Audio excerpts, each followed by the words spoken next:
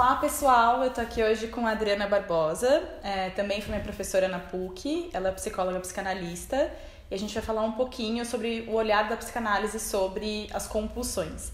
Então Adriana, se quiser se apresentar primeiro de tudo. Então eu sou psicóloga, psicanalista, professora da PUC, né? Eu fiz mestrado e doutorado no Instituto de Psicologia da USP e faço parte aí de vários grupos de pesquisa e estudos em psicanálise. Tá legal. E como você poderia explicar para o pessoal que está assistindo o que é a psicanálise? A psicanálise é uma teoria e uma técnica, né?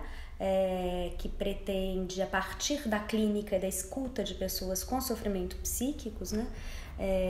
Freud criou então um modelo de funcionamento do aparelho psíquico que a gente chama de metapsicologia, criou uma técnica, né, que é a própria psicanálise, né, que é um método de associação livre de escuta flutuante, sob transferência, né, a gente usa esses termos, e também uma teoria que faz uma interpretação da cultura, né, e essas coisas estão articuladas entre si.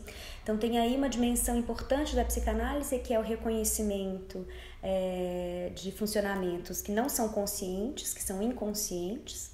Então a psicanálise é um método de investigação sobre funcionamentos inconscientes, né, e que muitas vezes não só, mas também nos fazem sofrer, né? Ter mal-estar, ter sofrimento e eventualmente até ter psicopatologias. Né? Acho que uma grande questão que eu digo meninas porque o grande público que acaba me seguindo, né, na página do Instagram são mulheres, né? Enfim.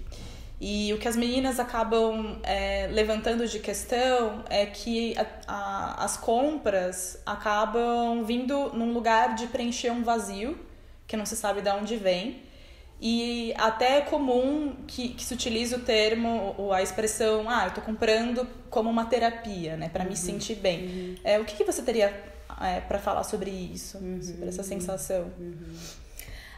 Acho que a gente pode começar pensando, né, que essa experiência de vazio, né, ou de falta, é uma questão humana, né? A gente no pacto social, né, quando a gente se junta e reconhece que para a gente conviver a gente vai ter que limitar as nossas satisfações, alguma dimensão, alguma lida com experiências de frustração, de não realização, de não reconhecimento de que a gente não é tudo que a gente gostaria de ser, ou que alguém acha que a gente não é o que eles gostariam que a gente fosse, né? São todas necessidades que a gente tem de se haver com falta, né? E eventualmente com vazio. Depois a gente vai poder distinguir um pouco falta de vazio, né? Para poder entender as bases aí desse, que a gente pode chamar desse funcionamento compulsivo, né?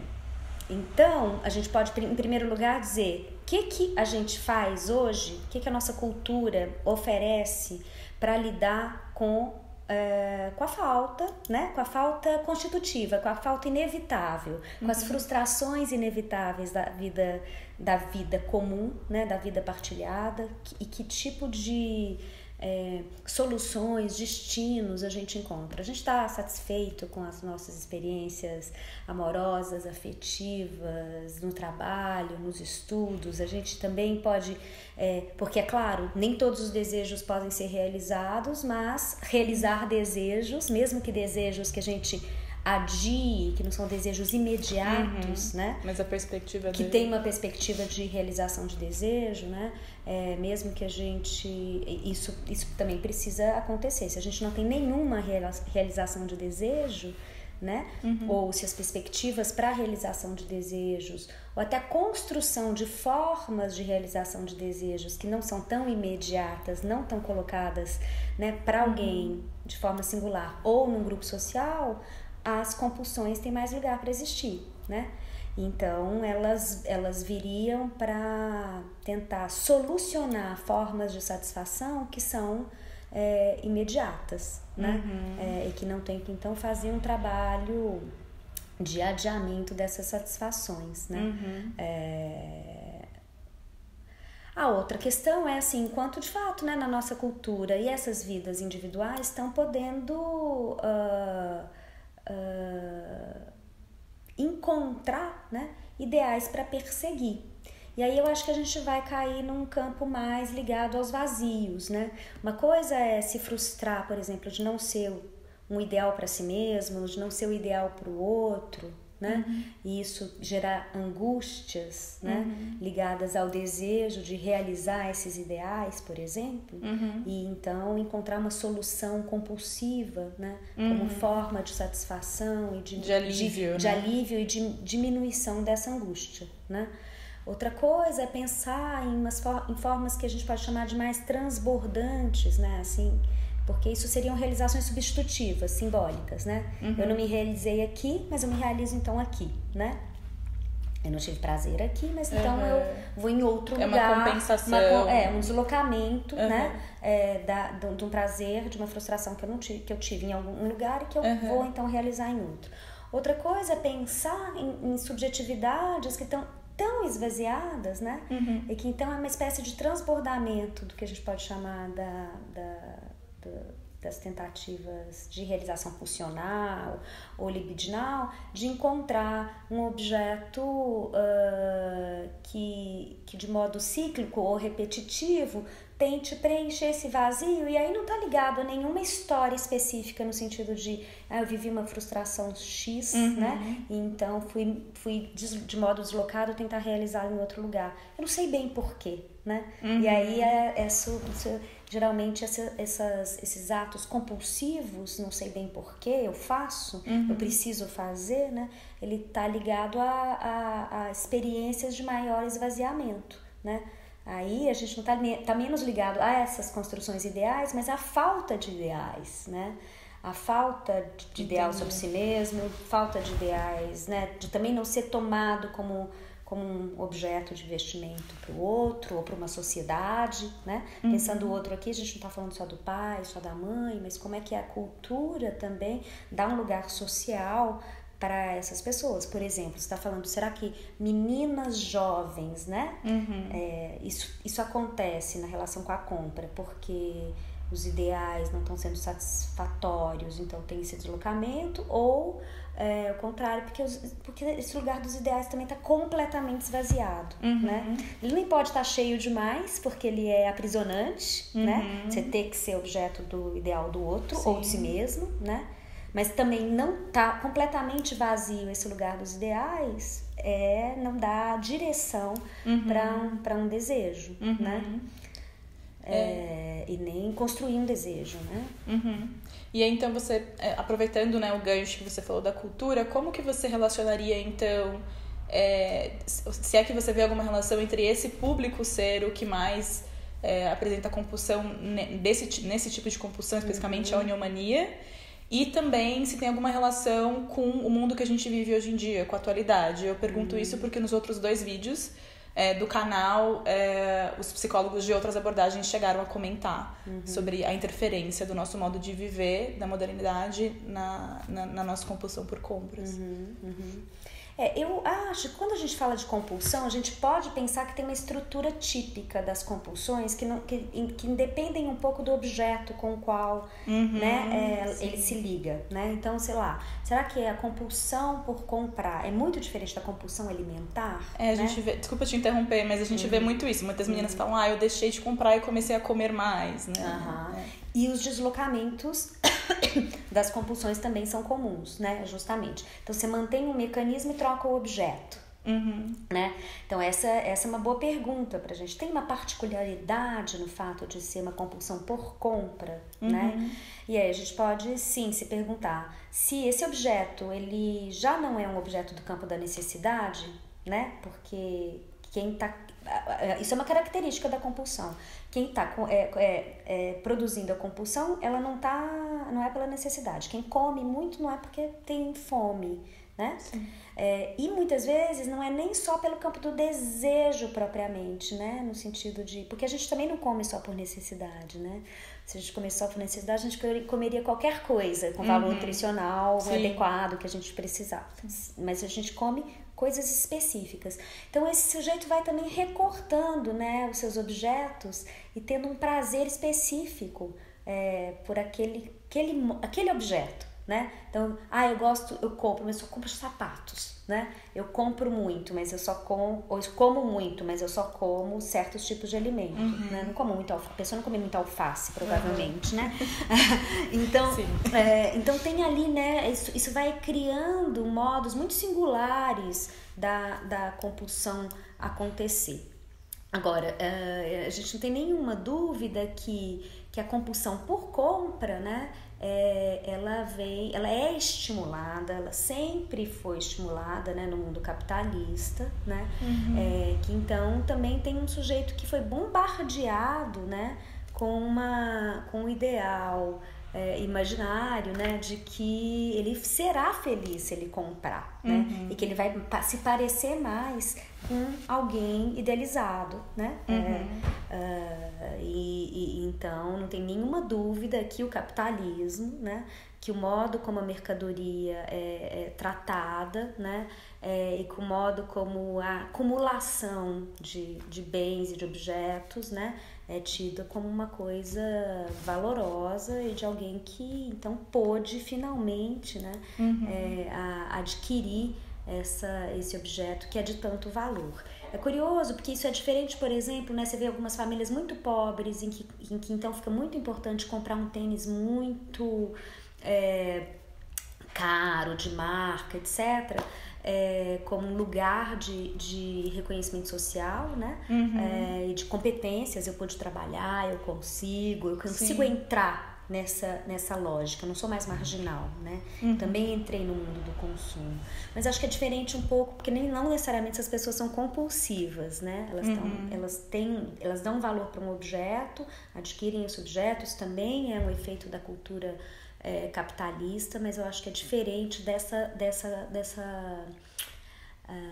compulsão, né, que vai então buscar meio sem fim, né?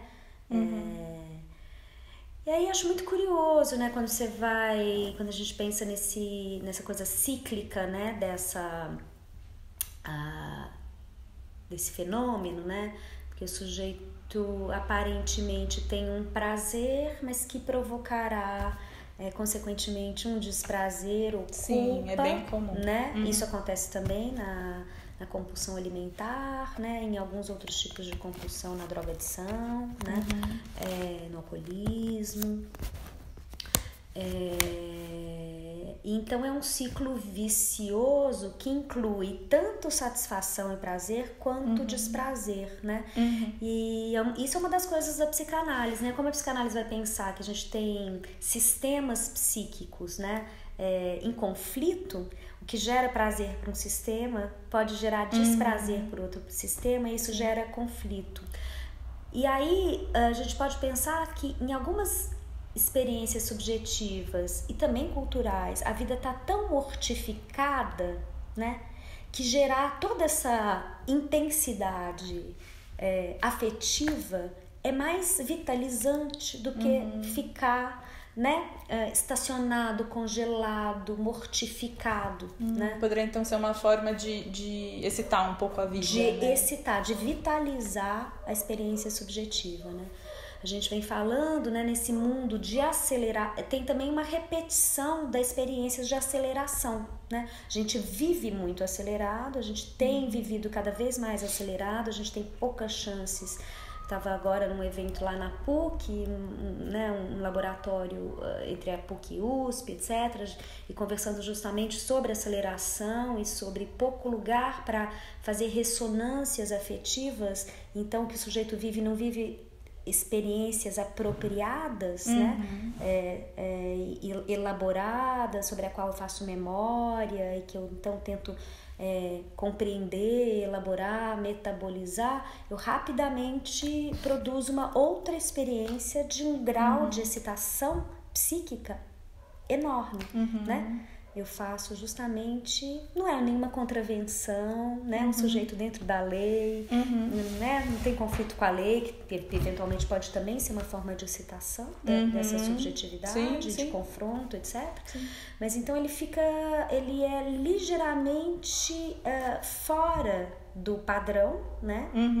Mas dentro de um padrão. Socialmente aceito. Socialmente aceito, né? Não tô fazendo nada muito grave, né? Eu só tô comendo demais, não tô fazendo nada muito grave, eu tô comprando demais, né? Então, a gente vai vendo, se a gente for pensar, isso está muito próximo dos quadros de vitalização maníacos, né?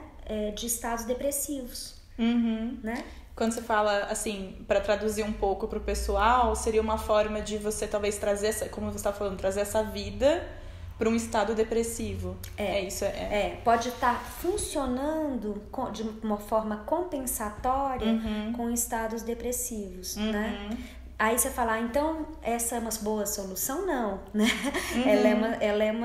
O psiquismo está sempre se havendo e tentando, né, se haver, transformar, fazer modificações, né? Ele faz o que ele pode, né? Faz o que é possível, né? A ideia é pensar essa como uma manifestação, né? Que é uma manifestação de um sintoma. Quando a gente está falando de sintoma em psicanálise, a gente está falando que é uma formação substitutiva, né? Simbólica, que aquilo tá no lugar de outra coisa, né? De uma experiência passada. De uma experiência passada, de um mal-estar, de alguma coisa que não conseguiu, por exemplo,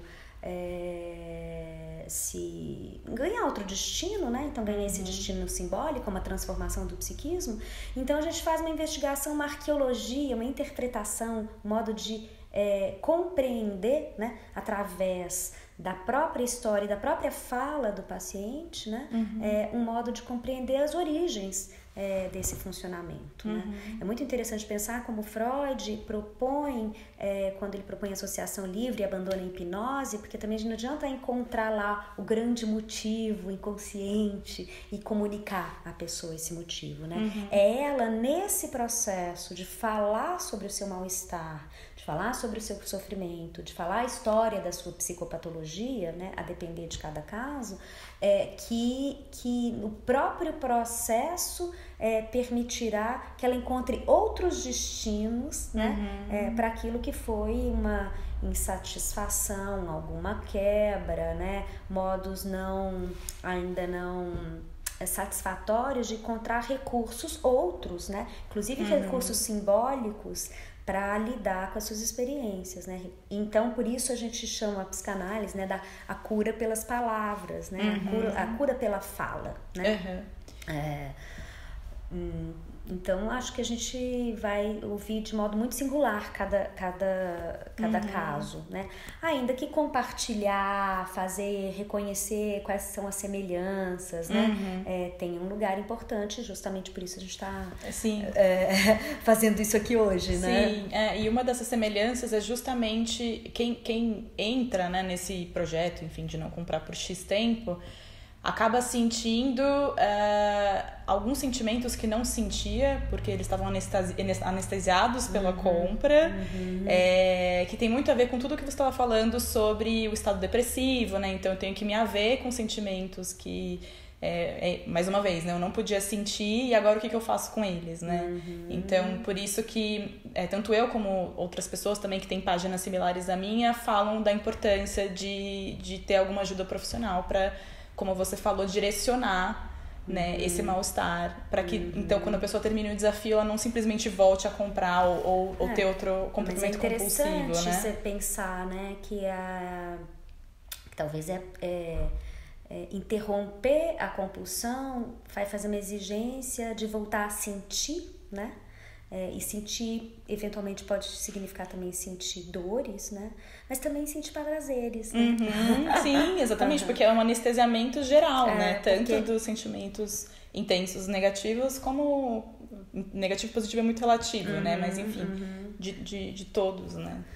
Porque apesar de ser uma solução psíquica, né, contra estados de mortificação eventualmente, né, ela é precária, né, uma solução precária. Madalena, então, pra gente finalizar, acho que uma questão que também acaba sendo bastante levantada entre as pessoas que enfim, apresentam neomania, é quando que o comprar deixa de ser um comportamento normal. Então, qual é a frequência que é anormal e qual que é a frequência ou qual que é o sintoma que caracteriza como comportamento patológico.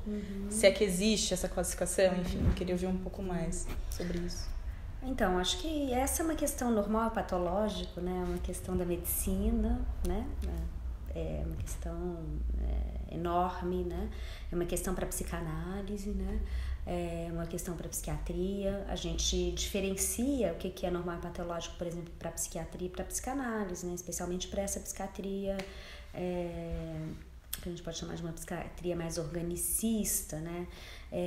A questão da psicopatologia em psicanálise, que também não é consensual, ou seja, o que é normal ou patológico, isso terá a ver, por exemplo, com o grau de sofrimento do sujeito. É o sofrimento do sujeito que vai nos dizer que alguma coisa não está bem, né? Agora, a gente tem também uma noção que é de sofrimento psíquico, né? Que não necessariamente precisa estar no quadro de uma psicopatologia. Um sofrimento psíquico, ele é temporário, ele não precisa ser ele não precisa ser uma coisa cronificada. Então, o risco, quando a gente tem uma abordagem psicopatologizante do comportamento, é você estigmatizar certos comportamentos, chamar o sujeito com um certo nome, como é que é o cara que compra muito? Onimaníaco. Né? Então você dá um nome para isso, esse sujeito se identifica com esse nome, ele fica feliz porque ele tem um nome, um lugar, o mal-estar, o sofrimento, o comportamento dele fica legitimado pela ciência, né? E ele também pode se desresponsabilizar pelo seu ato, né? Como se isso fosse uma coisa assim, um problema da minha química cerebral que me faz ter esse ato. Com isso eu não me responsabilizo sobre esse ato, então com isso eu também não o transformo, né? Então a gente tem um perigo enorme de construir psicopatologias que produzirão estigmas e desresponsabilização. E com isso também fixação, não transformação. Né? Agora, a gente tem uma coisa ótima que é reconhecer: eu estou sofrendo por causa disso, né? Então, e isso não foi uma coisa temporária, provisória, isso está durando muito no tempo, né? Então aí a gente vai dizendo, tem alguma coisa que não vai bem mesmo, né? E a gente pode pensar que isso diria um pouco sobre psicopatologia psicanalítica, talvez, né? Enrijecimento, fixações, cronificação de experiências ou estranhas ou deslocadas demais, né? Porque esse sujeito está fazendo isso por causa de uma outra coisa, a gente supõe. Outra coisa não vai bem. E esse é um ato que a gente pode chamar de substitutivo, deslocado, não é exatamente isso, né? E aí agora a gente pode se perguntar também como que socialmente fica muito normalizado um padrão de consumo, né? Sim. Que a gente poderia pensar que para a saúde coletiva e para a saúde mundial é também sofrimento, né? O consumo, o tanto de coisas que a gente consome, dos bens naturais que a gente consome para poder pensar um pouco também, né? Não só de uma dimensão de sofrimento psíquico individual, mas coletivo e mundial, e por que não dizer também dos aspectos ecológicos, né? Então, tem aí descompensações, né? Desequilíbrios funcionais. Eu acho que isso diz de algo que não vai bem, que vai indo para um lugar ruim, e por isso merece legitimidade o sofrimento, porque não é que é só um comportamento estranho, não precisa dar ouvidos que uma hora passa, só porque ela é mulher, só porque ela é jovem, né? Porque tem isso também, mulheres sempre compram muito, né? Então uma espécie de naturalização que também ela é meio deslegitima, né? Não dá ouvidos. Sim. E aí a própria pessoa não dá ouvidos, o grupo social eventualmente não dá ouvidos, né? E o que a gente está precisando é de ouvidos para dizer do nosso mal-estar, né? E do nosso sofrimento, reconhecendo, né, os lugares, eventualmente os conflitos, mas também as nossas angústias, as nossas agonias, formas de sofrimento, muitas vezes pouco compreensíveis, pouco pensadas, então também não narradas, né? Então é aí que eu acho que a gente pode dizer o que tá dentro de uma normalidade ou não, por essa via também do que indica sofrimento e disfunção. Bom, então te agradeço, Adriana, por poder realizar essa entrevista. E é isso, pessoal. Agradeço para quem assistiu até agora e até a próxima. Até. Obrigada pelo convite. Imagina.